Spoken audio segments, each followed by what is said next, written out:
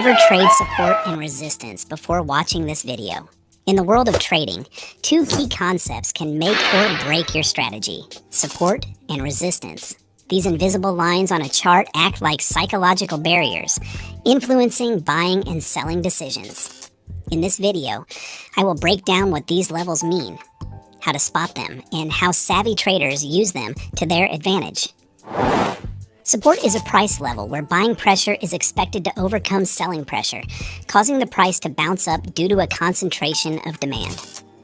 Resistance is a price level where selling pressure is expected to overcome buying pressure, causing the price to reverse down due to a concentration of supply. Both support and resistance levels are formed due to the interplay of supply and demand in the financial markets. These levels reflect the psychological and behavioral tendencies of market participants, influenced by historical price levels, trader expectations, and market dynamics.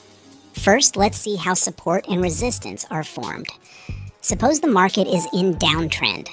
When the price drops to a certain level, buyers find the price attractive and start buying the asset. This increased buying pressure absorbs the selling pressure, causing the price to stabilize or bounce back up. When the price bounces back, it forms a zone that we call resistance. And the traders who placed buy order here, they placed their take profit here in this support that was broken. Traders who missed the opportunity to place a sell order here are waiting for the price to pull back until this point to place sell order here. And traders who bought at the support level now look to sell at break even. That's why when a support level is broken, it turns into resistance, because there are lots of traders looking to place sell order in that zone. This market dynamic makes a downtrend market form lower highs and lower lows. The same thing happens when the market is in uptrend. As the price rises to a certain level, sellers find the price attractive and start selling the asset. This increased selling pressure absorbs the buying pressure, causing the price to stabilize or pull back down. This reverse point, we call it resistance level. Traders who miss the opportunity to buy here are waiting for the price to pull back until this point to place buy order. And the traders who place sell order here, they place their take profit here in this resistance level that was broken. And traders who sold at the resistance level now look to buy at break even. That's why when a resistance level is broken, it turns into support. And this market dynamic makes an uptrend market form higher highs and higher lows. In a ranging market, the forces of supply, selling pressure, and demand, buying pressure, are in balance. Neither buyers nor sellers have the upper hand. This balance causes the price to oscillate within a horizontal range without significant directional movement. Now that you know the formation and the psychology behind support and resistance, let's see how you can properly draw support and resistance in uptrend, downtrend, and ranging market. Let's first see how you can draw resistance line. Candlestick has a wick and a body. Each candlestick shows the open, high, low, and close prices of an asset. Understanding the parts of a candlestick is crucial for interpreting market sentiment and making informed trading decisions. In uptrend market, resistance are the tops or the highs that the market forms. To draw resistance levels, follow these two rules. First, identify the highest wick of the candle and draw a line. Second, identify the highest body of the candle and draw the second. As you can see, it formed to lines. The space between these two lines, we call it supply zone. This is how resistance is drawn. I see lots of traders drawing a resistance as a single line. That is completely wrong. Supports are the bottoms or the lows that market forms. To draw a support levels, follow these two simple rules. First, identify the lowest wick of the candle and draw a line.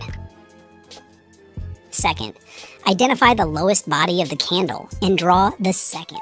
As you can see, it has formed to lines. The space between these two lines, we call it demand zone. When drawing support and resistance, one thing we should keep in mind. If we zoom out this chart, we can see lots of tops and bottoms, and all of them are support and resistance. We will not draw all of them.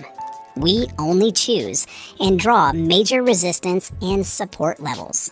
Minor levels don't hold the prices. These areas of minor support and resistance, we don't necessarily need to draw all of them. Major levels are those areas that create big trend reversals. They usually hold the price.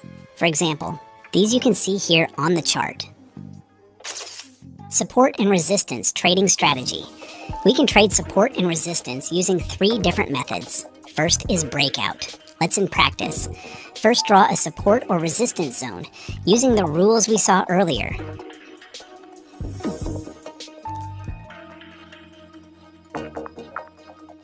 A breakout occurs when the price of an asset moves beyond a previously established support or resistance level with increased volume. This movement signals a potential change in trend or the continuation of an existing trend with renewed strength. Here, in this example, when a breakout of the supply zone or resistance occurs, we look for a strong bullish candle or bullish candlestick pattern. Here's a list of powerful candlestick pattern we should look for in all support and resistance zones. I don't want to make this video too long.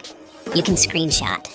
Once you identify your entry candle or candlestick pattern, place buy order. Place your take profit in the previous high and place your stop loss in the previous low.